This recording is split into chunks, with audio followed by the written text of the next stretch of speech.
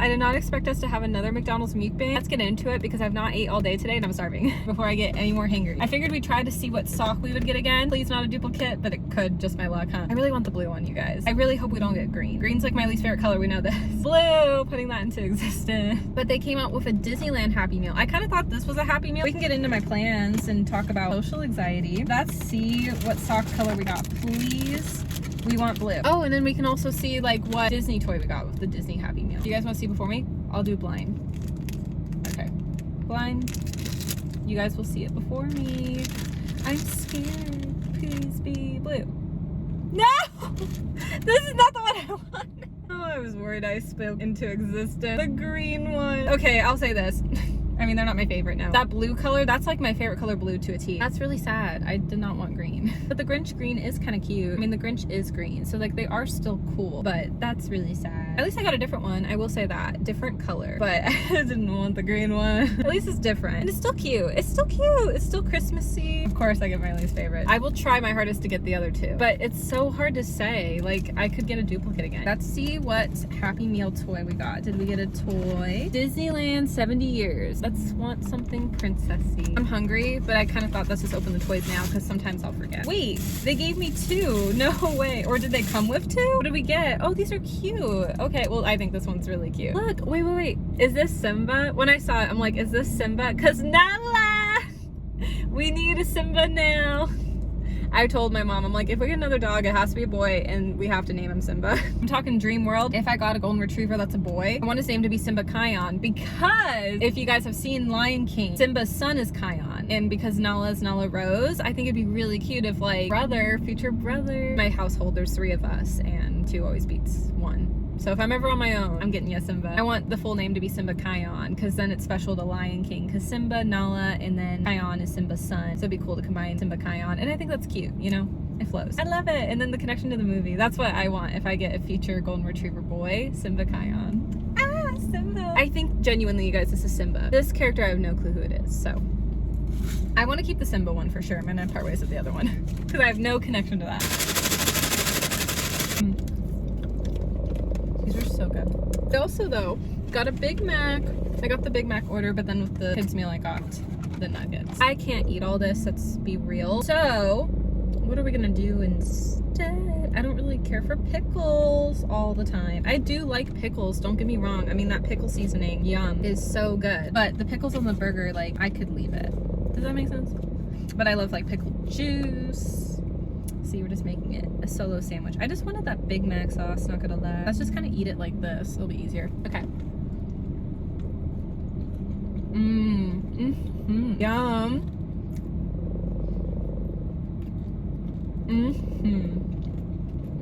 I'm so happy right now. I feel like I just learned in life of like, you just gotta be blessed for the food you're given. I actually will say this quality I liked from Sunshine Sweetheart. I hadn't talked about him in forever because we never really dated. We just went on dates and he didn't like see himself with me basically, because I've talked about this before, but yeah, unfortunately we don't keep in touch anymore. There's kind of a reason why. He said he felt like we were distant friends, and I appreciated the honesty, but I didn't like that he told me that. Like, we didn't live close. I mean, 30 minutes is nothing, but neither one of us wanted to put in the effort to go hang. Also, our circumstance was kind of weird. Even though we never really dated, we still went on the dates. So we both wanted to try to be friends, but I just thought at the end of the day it was too hard because I had liked him and he never felt that way really at all. I kind of felt like he did waste my time with being wishy-washy and not knowing. So if I can go back to that situation, I just would have been like, hey, you either want to go out or you don't. I wish I wasted like less of my time, respectfully. He's still a good guy. Like, he didn't try to do me wrong or anything like that. I mean, I guess a little of the wishy-washy, but he didn't try to, like, you know, kiss me and be emotionally unavailable. I'll give him props for that. This is not me, like, hating on him, by the way. That's why I bring him up. But I'm just giving some context. But all is well. That ends well. We just don't talk anymore, because I just thought that was just for the best. Even though we could, but no. But I still think about him. I hope he's well. I miss him, you know. All it ever was friendship, but I wish it kind of just, like, I kind of wish we didn't go on the dates, you know?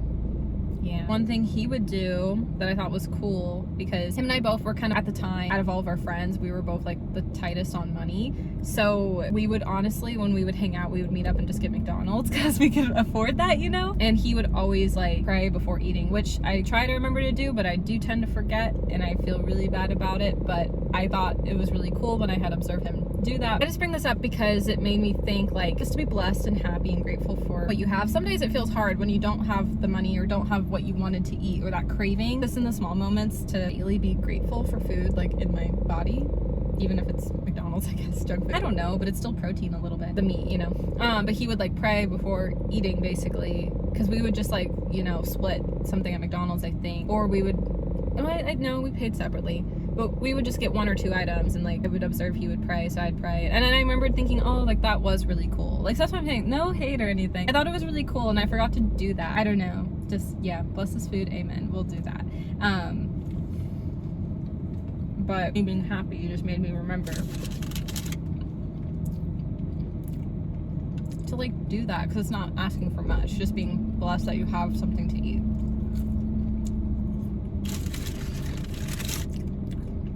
I do feel like even if sometimes friendships fall out, I do think people come into your life, like, for a reason, for a season. Oh, and by the way, I could totally say his name because him and I never kissed or anything like that. The only reason why I still refer to him as Sunshine Sweetheart is because he doesn't want me to say his name on the internet.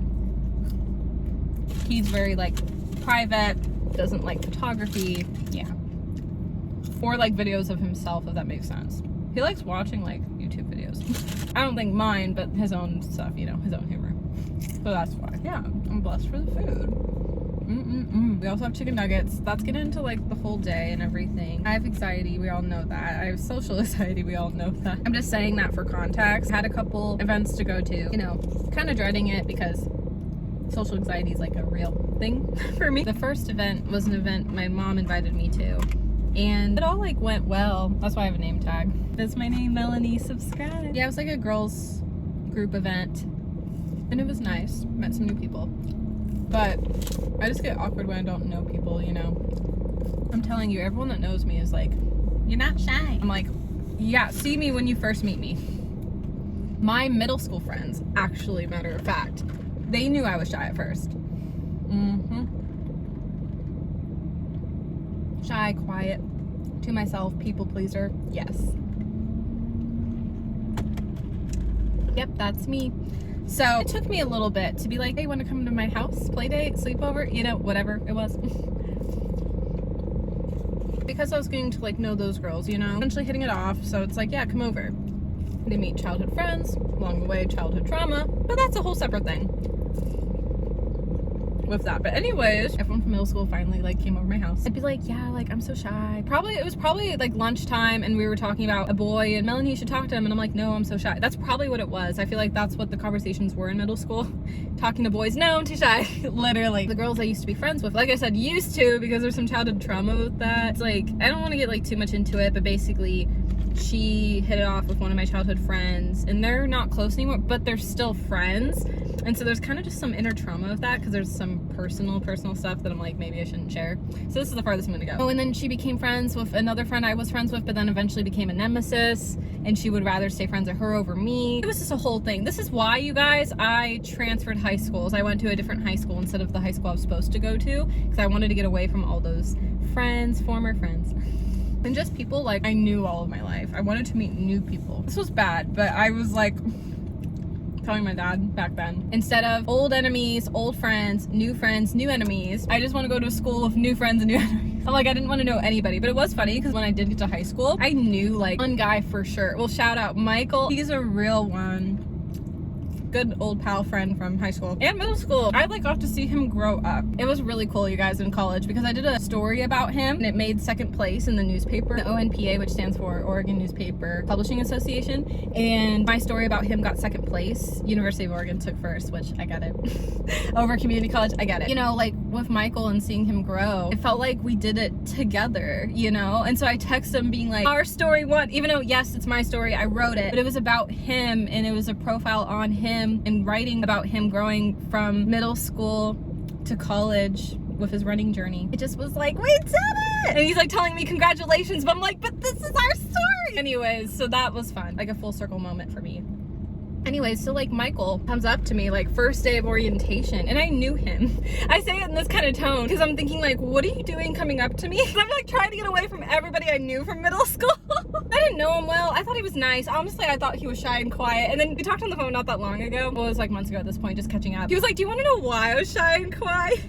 He was like, because I had a crush on like this one girl and like couldn't say 2 words. It was not me, it was somebody else. But it was like, that's funny. Like I was trying to talk to my crush, which was successful on my end, but it was still awkward. That middle school phase is just so awkward, you guys. But I was just like, yeah, you were so quiet and shy. Honestly, I laugh at that because once we did become friends, not quiet and shy. Drives you crazy, super hilarious.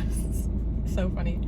So I'm like, what are you doing here? I was trying to get away from everyone. No, but he's one of the coolest people to this day. He used to do YouTube. I wish he'd come back. No, for like a guy vlogger, I enjoyed his content. It just felt real and like authentic. You know, I feel like a lot of my friends are very keeping it real kind of people. I keep telling Michael, I'm like, when are you ever gonna come back?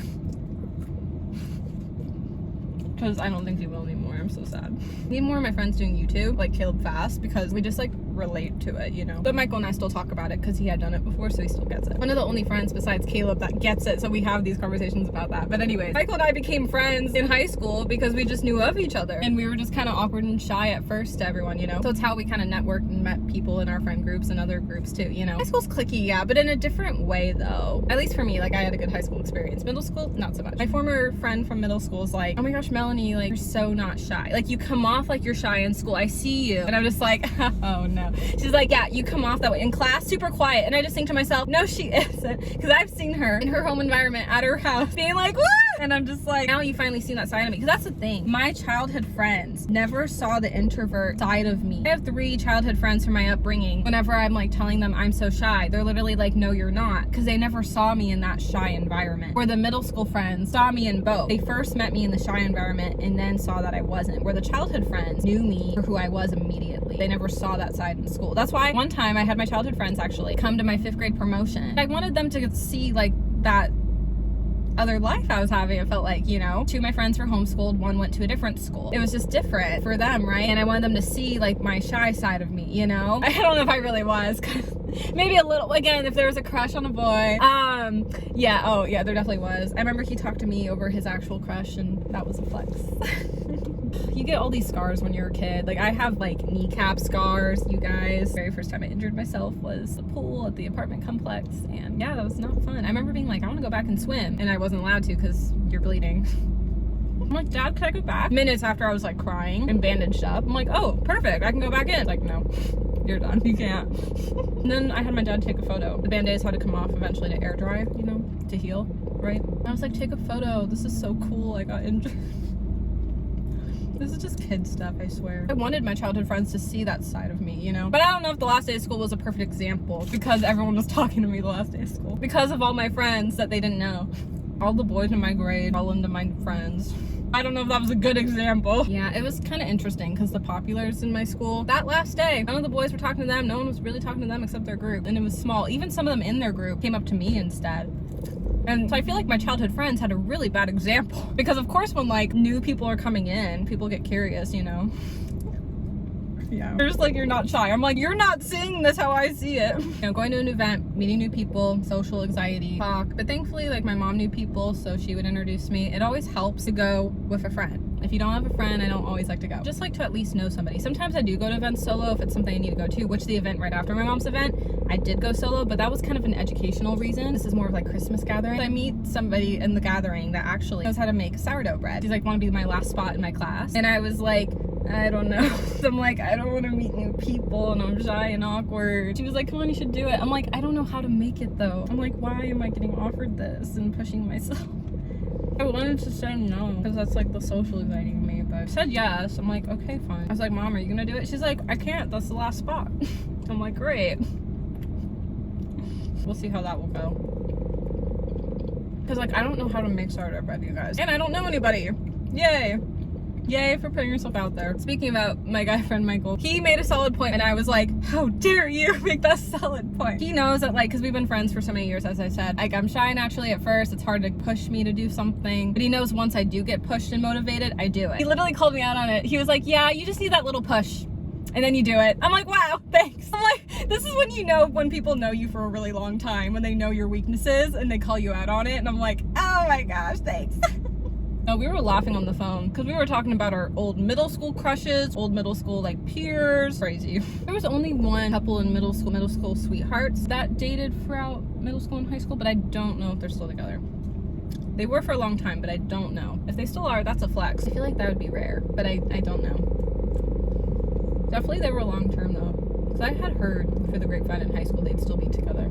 Crazy. See, dating in middle school is like dating and holding hands. I mean, maybe you're doing more than that, but my parents would have not even close to allowed that, which I was fine with it. Yeah, my parents' rules they had for me, like I was a rule follower. It didn't really bother me. You can't kiss a guy until you're 16. Well, I did end up kissing a guy 2 months before I turned 16, okay? I was 15, there was a couple months left. They were still like, you can't have a boyfriend until you're 16. I'm like, well, that's fine. I'm like, it's summer. I want to get the first kiss out the way. And I don't really like him anyways. I thought he was arrogant. And I felt bad. Like, looking back, obviously, like, when you look back at your immature high school self, you're like, why? So sorry to that guy. We would call it off. But there was one guy I met. Went to a different high school. He never called me this other guy that I was like, whoa. I got invited to his brother's pool party. I realized the guy that was my age had a glow up. Jumps in the pool. You know, the classic movie. The hair. Not like he had much to do with hair flip, but he still like, you know, had it. And I was like, I'm gonna date him instead. But then he never called me. I never was able to break up with the guy my first kiss with. I almost did, but then I was like, I don't think that guy's gonna call me. So I was like, oh, okay, we can stay together a little bit longer. I know, it's terrible, but back when I couldn't speak up for myself, it's fine. Funny too, because another guy friend from high school, Blake, when I told him all that drama years later, because he knew something was off, I was like, that was why. He's like, oh my gosh. He's like, it all makes sense now. I knew something was up. I'm like, I know you did, and I didn't want to say anything. I was like, because you were always on me, because he was like a brother figure to me. So I'm like, I know. Sorry, this video we're just going all over the place. I've just been so hungry. Like, I'm eating all of this. Wow. I had to leave early because I'm taking a speech class next term, and they had this event. The professor I'm gonna have was hosting, and I was like, I never want to go to a college event, but I was like, I want to go to this. And I'm so glad I did, because it was actually really good. And thankfully they extended the time a little bit longer because I was late. So thankfully I got to watch the show for like an hour. It was kind of like talk, podcast, speech, communications, like an event. People share like how they would feel seen. I wanted to share my story, but I didn't submit anything ahead of time. I found out about it last minute. How did I feel seen? Or when did I feel seen? You know what though? Initially, you guys, I wanted to talk about dating culture, how it's different from the 1940s, 1950s to now, and how it's like similar, but then I realized, oh, it has to be about yourself.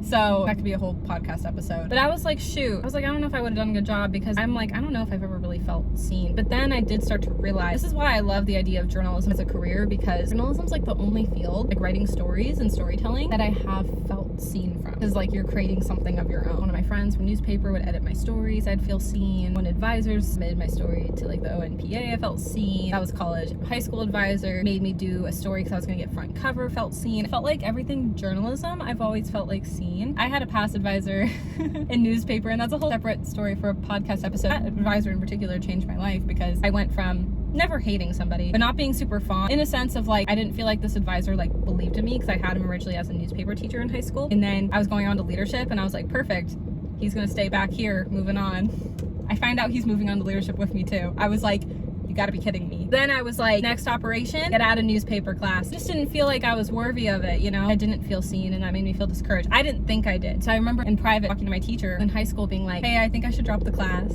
And he literally was like, why do you feel that way?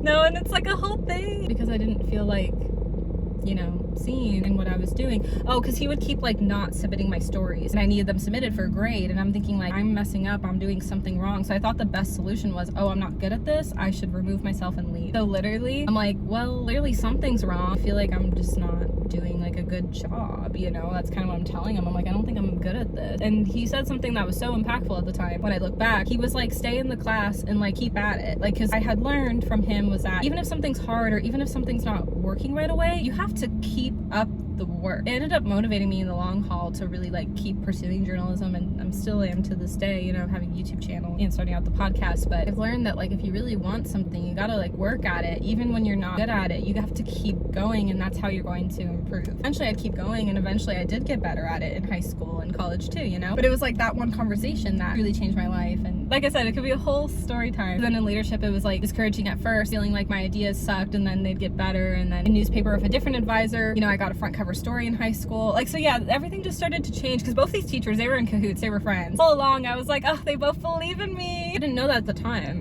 Teachers can't tell you, but they can help guide you. That's how you know they're not trying to like favorite you, and they're trying to push you and challenge you. There's just so many high school story times, you guys. It's crazy. So my friendship fallouts. One time there was a fire drill in my newspaper class in high school, and I was overthinking because my first kiss and I didn't work out, and he was gonna start dating a girl that childhood friends knew, and there was just drama. I won't get like too into it, but that's just the sum of what my brain was doing. And I was in newspaper class just overthinking everything, and I'm like, my childhood friends are gonna choose her over me, and I'm losing my childhood friends because high school you just start to drift. All of a sudden, fire drill went off. I don't even know it was supposed to go off, and then I just started crying. It was just like, yep, that did it. And I was just like, my newspaper friends are like, are you okay? I'm like, life is hard. Oh man, 16, man, was rough sometimes. Fun and exciting, but also just so much when you're in high school. Drama, changes in life, yeah. But I'm on winter break now. I'm done with my fall term, finally, yay. I still have some advising stuff to figure out with getting my certificate and then changing my major again. Keep changing it again and again and again when you keep going back to school, but oh well, I still have to all figure out. But for the most part, we are on break. We are good. We have a month off and we have a lot. I'm trying to be like go, go, go because I have a break, but I also just want to not be cooped up in my room because online will do that to me. And I want to also get in a better routine if I'm mostly taking online classes to go to the coffee shop. So I need to sit down over this break and figure out a good schedule for me.